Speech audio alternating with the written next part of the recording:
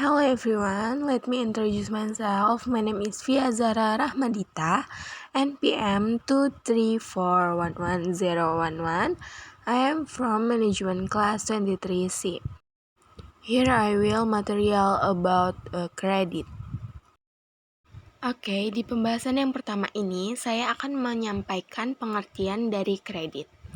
Kredit berasal dari kata lain creditor, yang berarti percaya.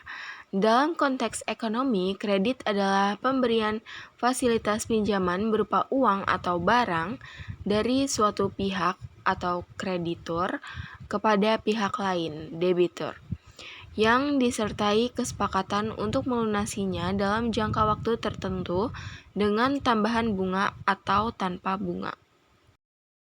Pembahasan yang selanjutnya yaitu unsur-unsur kredit. Yang pertama ada kepercayaan. Kreditur percaya bahwa debitur akan mengembalikan pinjaman sesuai kesepakatan. Yang kedua, ada jangka waktu yang dimana kredit memiliki batas waktu tertentu untuk pelunasan.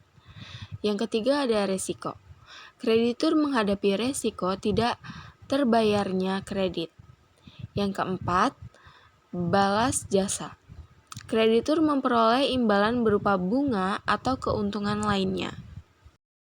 Oke, pembahasan selanjutnya yaitu keuntungan kredit. Yang pertama, meningkatkan daya beli. Kredit memungkinkan individu atau perusahaan untuk membeli barang atau jasa yang dibutuhkan meskipun tidak memiliki dana tunai yang cukup. Yang kedua, peluang investasi. Kredit dapat digunakan untuk investasi yang menghasilkan keuntungan di masa depan. Yang ketiga, kemudahan akses finansial. Kredit memberikan akses ke dana tambahan dengan proses yang lebih terstruktur. Yang keempat, peningkatan skor kredit. Jika dikelola dengan baik, penggunaan kredit dapat meningkatkan reputasi finansial seseorang. Yang kelima, diversifikasi keuangan.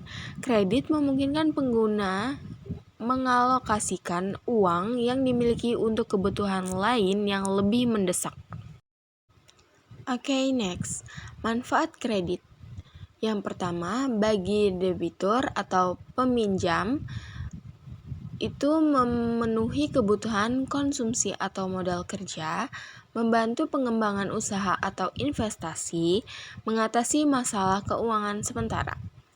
Yang kedua, bagi kreditur atau pemberi kredit, mendapatkan keuntungan berupa bunga atau imbalan lainnya, menyalurkan dana yang menganggur sehingga lebih produktif.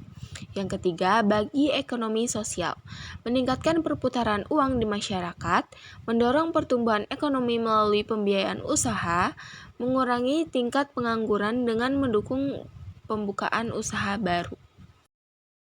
Oke, pembahasan selanjutnya yaitu macam-macam kredit.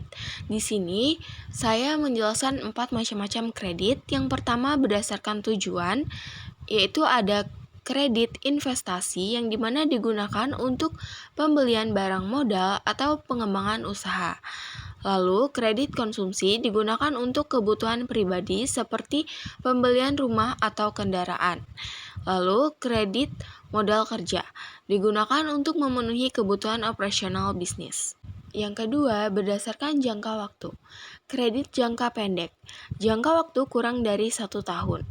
Kredit jangka menengah, jangka waktunya 1-5 tahun. Kredit jangka panjang, jangka waktunya lebih dari 5 tahun.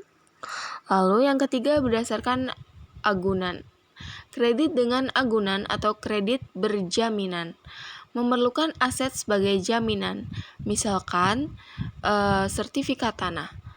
Lalu kredit tanpa agunan atau KTA tidak memerlukan aset sebagai jaminan. Yang keempat, berdasarkan sumber dana. Kredit bank, kredit yang diberikan oleh bank. Kredit non-bank, kredit yang diberikan oleh lembaga keuangan non-bank seperti koperasi atau leasing. Lalu berdasarkan bentuk, kredit tunai, pinjaman berupa uang tunai, kredit non-tunai, pinjaman berupa fasilitas non-tunai seperti kartu kredit. Pembahasan yang terakhir yaitu resiko kredit. Yang pertama, bagi debitur, resiko gagal bayar yang menyebabkan penalti atau kehilangan aset jika menggunakan anggunan. Beban bunga yang tinggi jika tidak dikelola dengan baik. Yang kedua, bagi kreditur, resiko kredit macet akibat debitur tidak mampu melunasi pinjaman. Oke guys, thank you so much for watching. Bye-bye.